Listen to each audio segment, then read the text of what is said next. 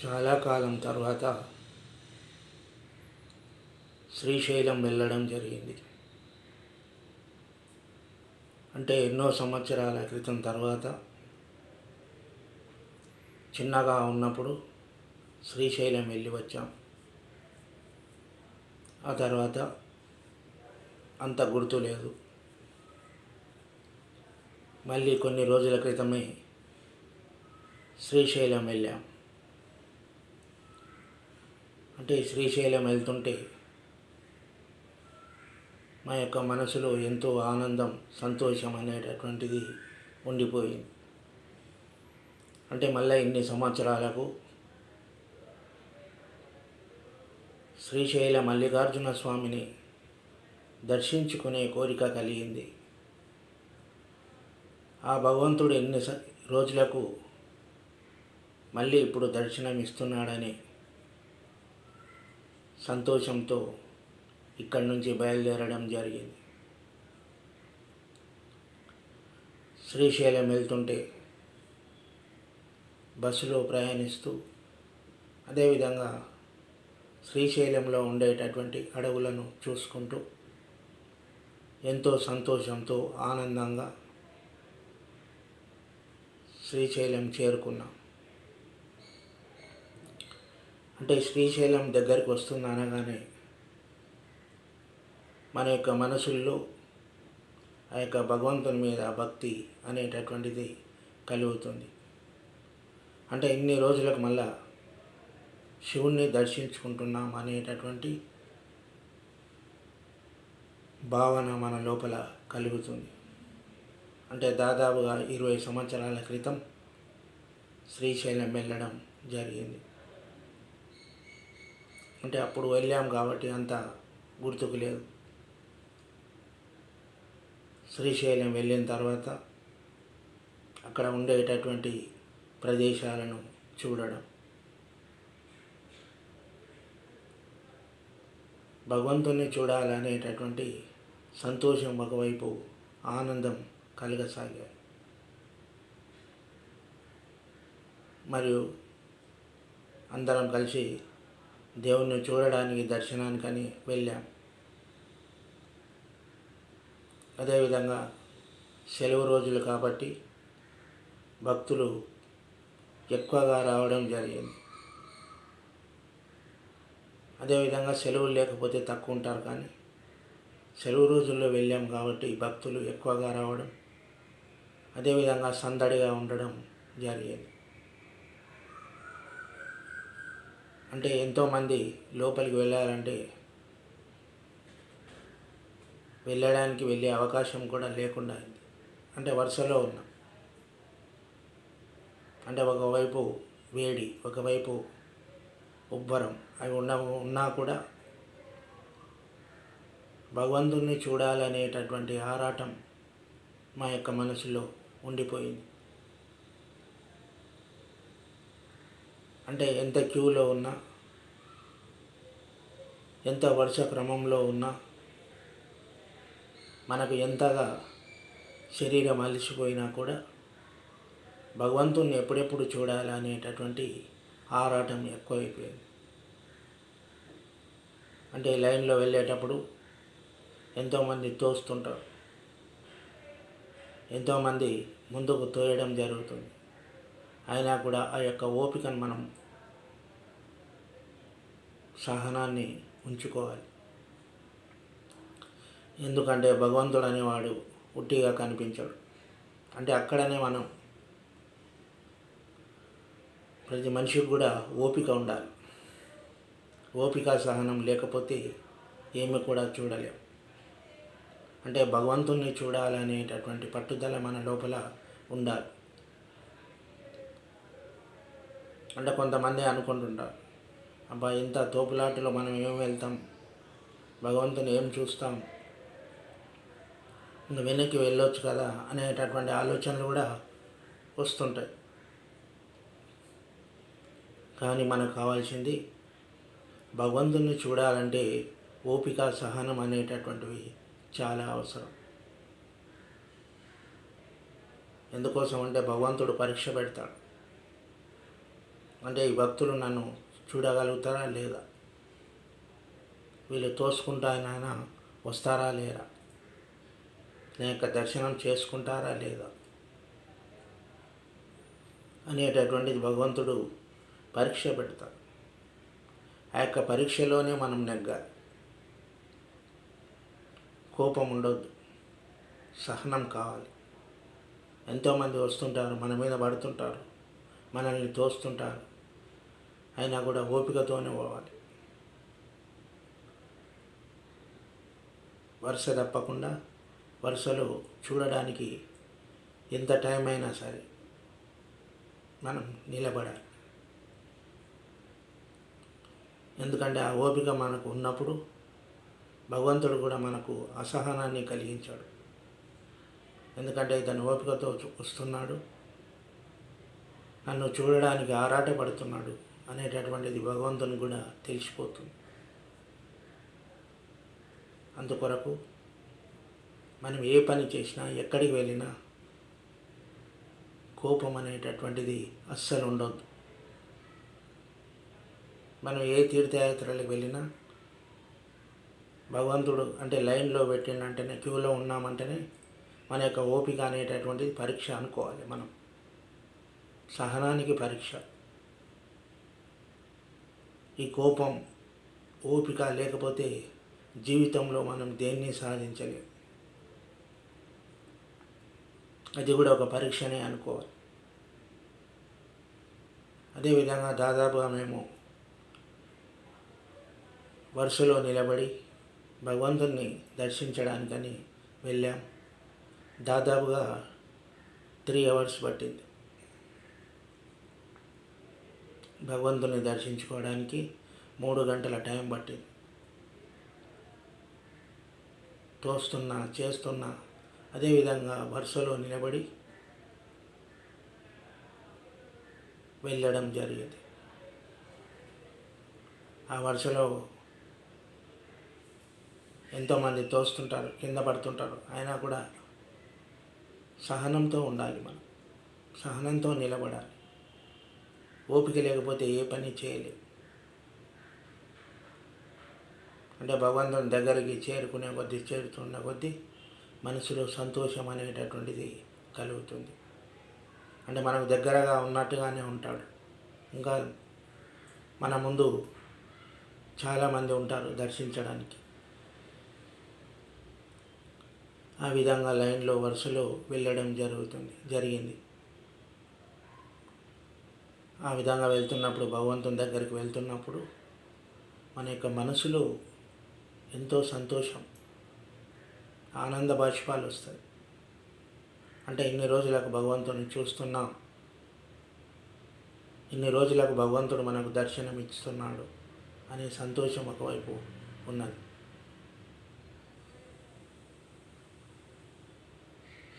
ఆ తర్వాత లోపలికి వెళ్ళిన తర్వాత భగవంతుని యొక్క స్పర్శ దర్శనం,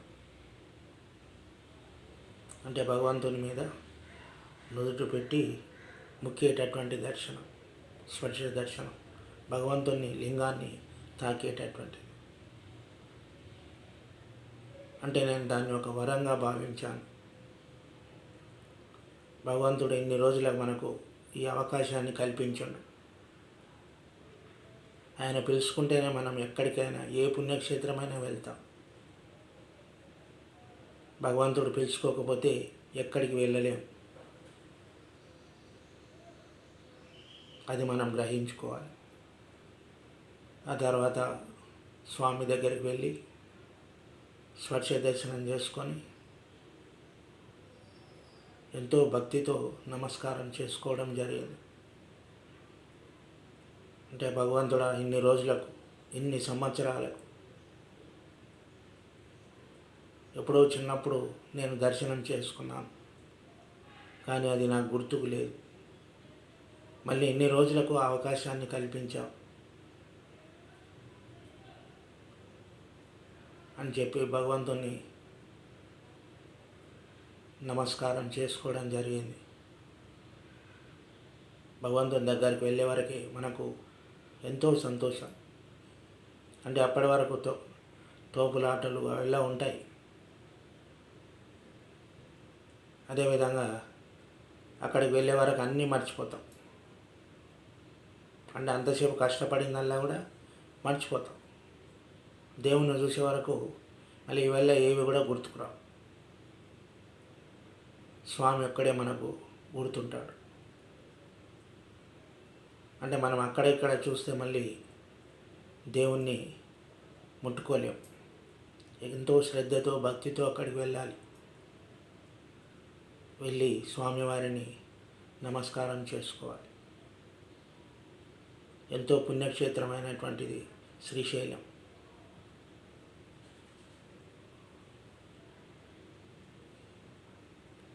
శివుడు వెలిసినటువంటి శ్రీశైలం, మల్లికార్జునుడు, ఇలా పేర్లు ఉన్నాయి స్వామికి.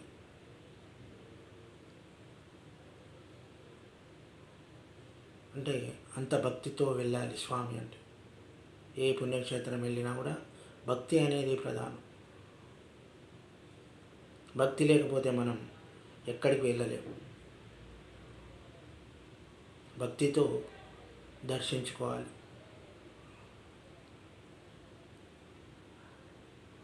కొంతమంది టైంపాస్కి వచ్చినట్టు వచ్చిపోతుంటారు, కానీ అది తప్పు.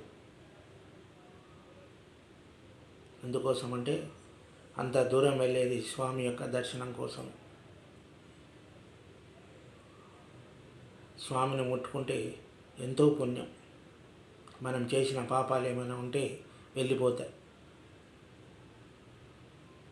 అదేవిధంగా మన భగవంతుని దగ్గర మొక్కుకోవాలి ఏంటంటే,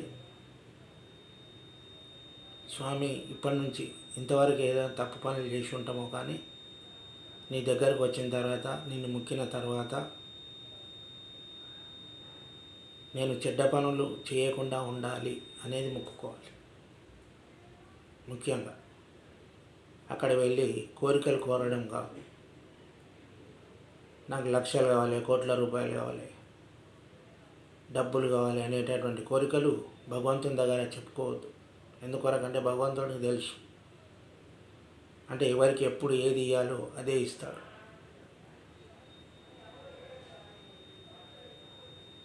భగవంతుడు అంటే ఒక బిజినెస్ కాదు. భగవంతుడు అంటే దేవుడు. ఆయనకు అన్నీ తెలుసు, మనకి ఏమి ఇవ్వాలో ఏమి ఇవ్వకూడదు అని.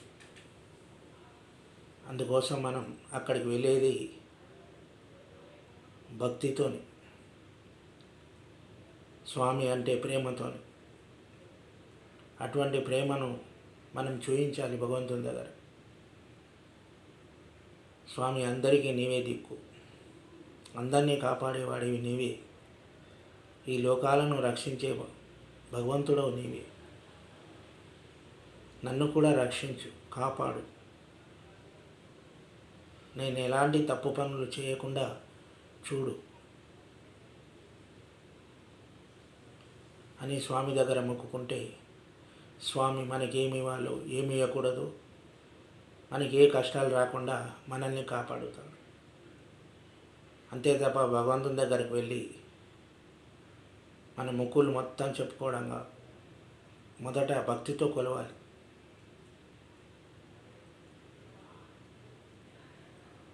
మన యొక్క కోరికలు అక్కడ చెప్పుకుంటే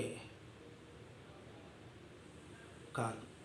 స్వామికి తెలుసు ఎవరికి ఏం కావాలనో స్వామి ఇస్తాడు. మనం ఊరికే భక్తితో మొక్కుకుంటే సరిపోతుంది. అదేవిధంగా స్వామివారి దగ్గరికి వెళ్ళి భక్తితో మొక్కి మళ్ళీ రావడం. అదేవిధంగా ఒక 2 సార్లు స్వామివారిని దర్శనం చేసుకోవడం జరిగింది. అంటే ఎన్నిసార్లు చూసినా చూడాలనిపిస్తుంది.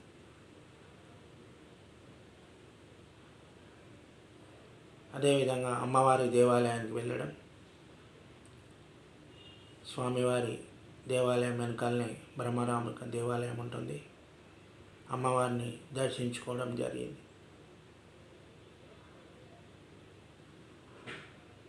అమ్మవారు ఎంతో భక్తిగల తల్లి. అమ్మవారిని చూస్తే మన లోపల భక్తి భావన ఎంతో కలుగుతుంది. అదేవిధంగా అక్కడ ఉండేటటువంటి ఆలయాలు అన్నీ దర్శించడం జరిగింది. డుంటి గణపతి కానివ్వండి, సాక్షి గణపతి, ఇలా అంటే భగవంతుడు అనేవాడు ఎక్కడున్నా ఒక్కటే, కానీ పుణ్యక్షేత్రాలకు వెళితే ఎంతో భక్తితో మనం కొలవాలి. అమ్మవారి దేవాలయం చూసే కొద్దీ చూడాలనిపిస్తుంది. ఎంతో దయగల అమ్మవారు, కన్నతల్లి లాంటిది అమ్మ. శివుడు కన్నతల్లి తండ్రి వంటి వాడు. అంతటి భావనలతో మనం మన యొక్క జీవితంలో శ్రీశైలం అనేటటువంటిది దర్శించుకునేటటువంటి గొప్ప పుణ్యక్షేత్రం. ఆ యొక్క పుణ్యక్షేత్రంలో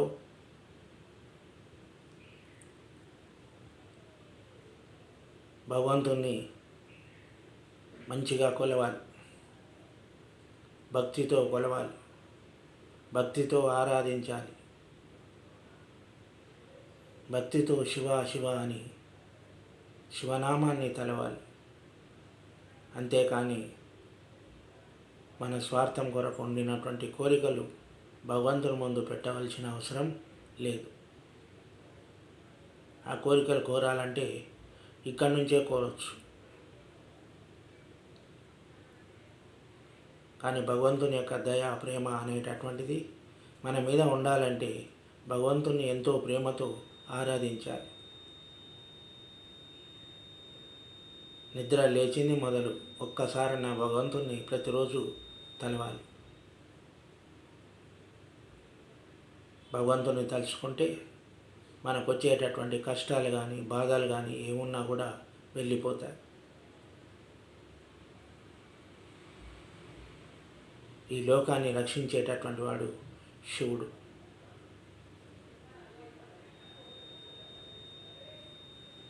అదేవిధంగా భగవంతుని లోపల స్వార్థం ఉండదు. మన మనుషుల లోపల స్వార్థం ఉంటుంది, కానీ భగవంతుని లోపల స్వార్థం అనేటటువంటిది ఉండదు.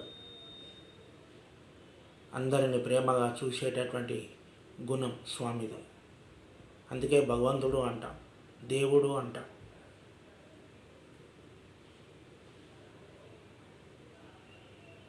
అందుకోసం మనుషుల లోపల రాక్షస గుణాలు తయారవుతున్నాయి ఈ కాలంలో. అందుకోసం భగవంతుని మనం కోరుకోవాలి. అంటే మా లోపల రాక్షస గుణాలు లేకుండా మంచి గుణాలు రావాలి అని భగవంతుని దర్శించుకున్నప్పుడు చెప్పుకోవాలి. అంతేకాని దేవుని దగ్గరికి వెళ్ళి నాకు ఇవి కావాలి అవి కావాలి అనేటటువంటి కోరికలు కోరకండి. ఎందుకంటే అప్పుడే భక్తితోనే వెళ్తున్నాం. అక్కడికి భక్తితోనే కొలుచుకోవడానికే వెళ్తున్నాం. కానీ వేరే దగ్గర ఉన్న కోరికలే, ఎక్కడున్న కోరికలే కాదు. భగవంతుని దగ్గరికి వెళ్ళినప్పుడు భక్తితోనే వెళ్ళాలి. భక్తి లేనిది మనం దేవుని దగ్గరికి వెళ్ళి కూడా పెడతాం.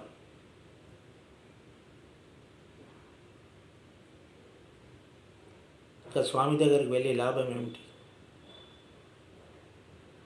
భగవంతుని దగ్గరికి వెళ్ళేటప్పుడు మనం కోరుకునేటివి ఒక్కటే. నా లోపల ఏమైనా అహంకారం ఉంటే అహంకారం లేకుండా తొలగించు మహానుభావ. అదేవిధంగా నా లోపల ఈర్ష్య కానీ అసూయ కానీ ద్వేషం కానీ అలాంటివి ఏమి ఉన్నా కూడా అవి లేకుండా చూడు అని కోరుకోవాలి. ఎదుటి వారి పట్ల జాలి దయ కలిగేటట్లు చూడమని కోరుకోవాలి.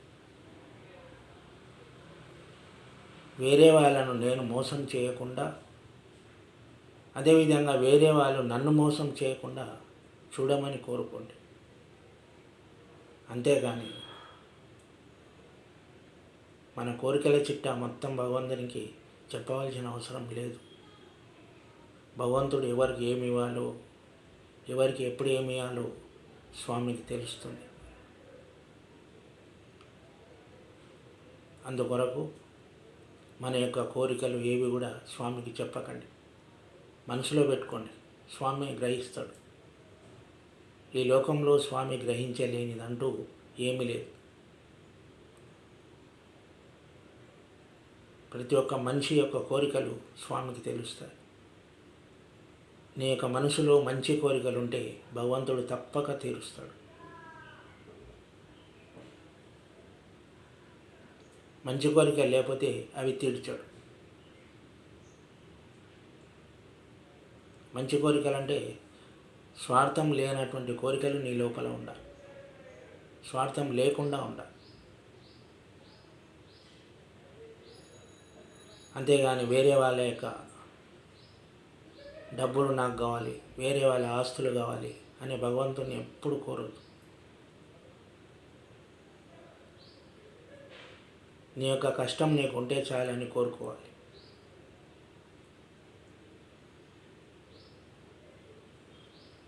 అదేవిధంగా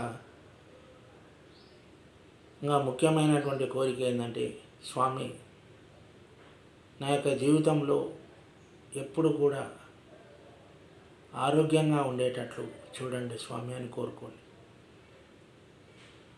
అనారోగ్యం ఉండొద్దు స్వామి, నా జీవితంలో ఒక ఆరోగ్యాన్ని మంచిగా ఉండేటట్లు చేయండి అని కోరుకోవాలి. ఎందుకోసం అంటే మన యొక్క ఆరోగ్యంగా ఉన్నన్ని రోజులు మనల్ని అందరూ బాగా చూస్తారు. కొంచెం అనారోగ్యం వచ్చే వరకు మన సొంత వాళ్ళు కూడా మన దగ్గరికి రారు. అందుకోసం భగవంతుని అది కోరుకోండి. నేను మంచిగా ఆరోగ్యంగా ఉండాలి, నా పని నేను చేసుకోవాలి, నా శక్తి కొలది నేను చేస్తున్న పని ఏదైతే ఉంటుందో దాని ప్రతిఫలం నాకు ఇవ్వండి స్వామి అని కోరుకోవచ్చు, తప్పులేదు. కానీ వేరే వాళ్ళు అది నాకు కావాలి అనేటటువంటి కోరిక ఇప్పుడున్న ప్రపంచంలో ఉంది చాలామందికి. కానీ అది కోరకండి. అది కోరినా స్వామి మీకు ఇవ్వడు. ఎందుకంటే స్వామికి తెలుస్తుంది వీళ్ళు ఏమేమి కోరికలు కోరుతున్నారు అని.